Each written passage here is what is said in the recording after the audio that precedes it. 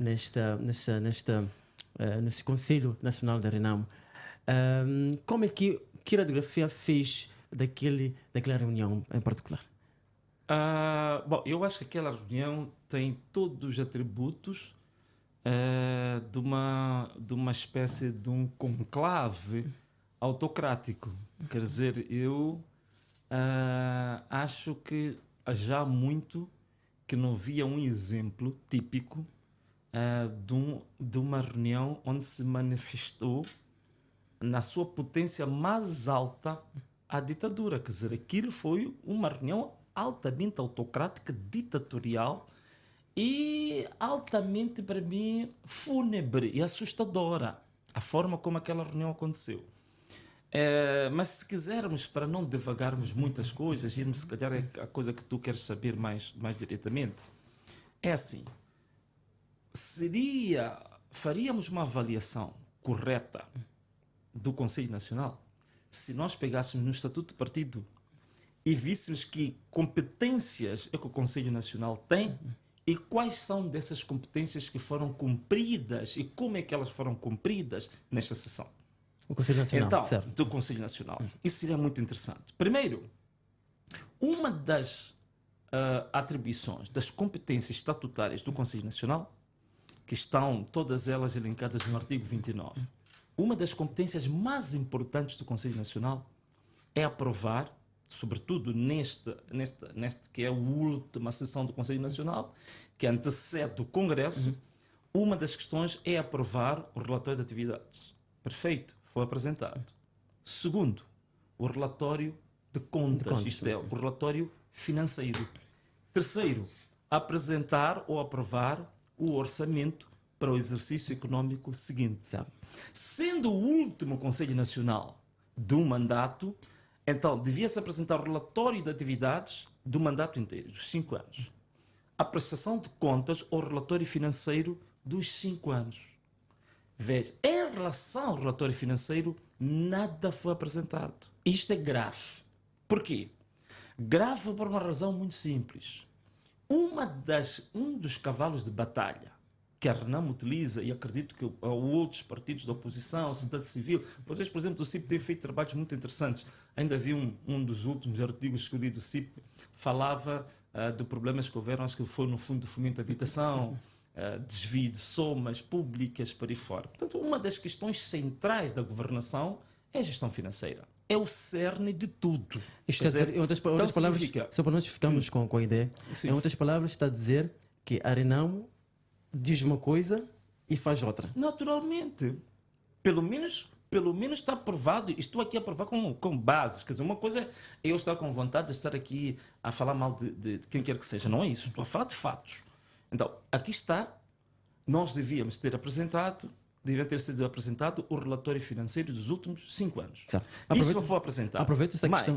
Devia ter sido apresentado a proposta de orçamento para o ano 2025. Isso também não foi feito. Então, o essencial e aquilo que é o cavalo de batalha, digamos, mais relevante de um partido que neste momento está preocupada com uma gestão transparente e lisura na gestão da coisa pública, isto é um tiro no próprio pé.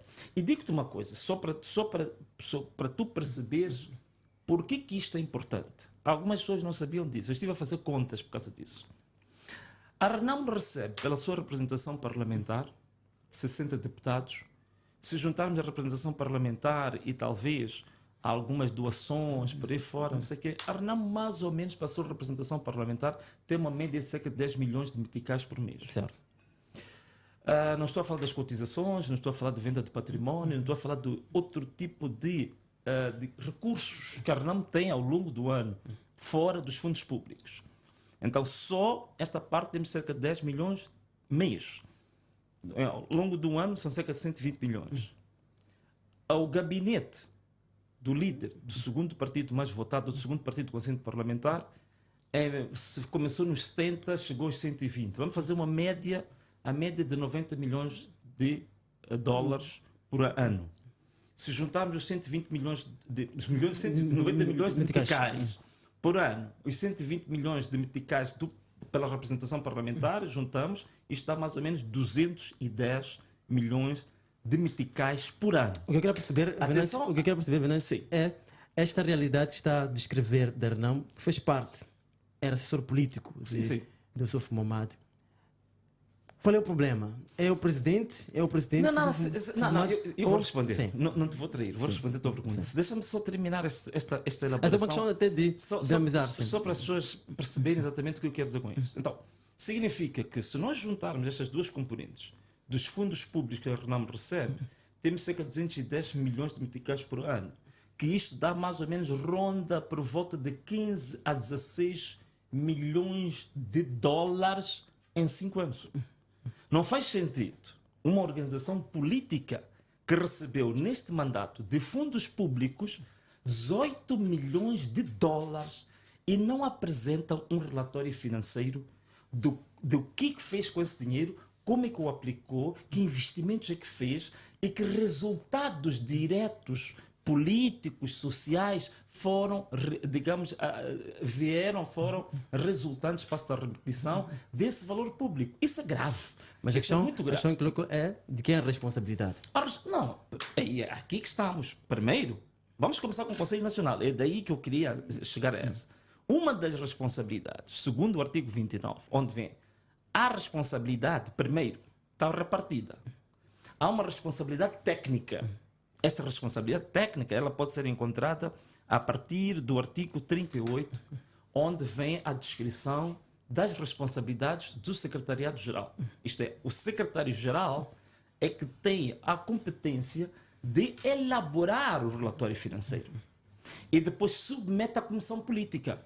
A Comissão Política avalia o relatório financeiro do Secretariado-Geral ou da Secretária-Geral, depois produz uma deliberação e submete ao Conselho Nacional. O Conselho Nacional é que aprova as contas.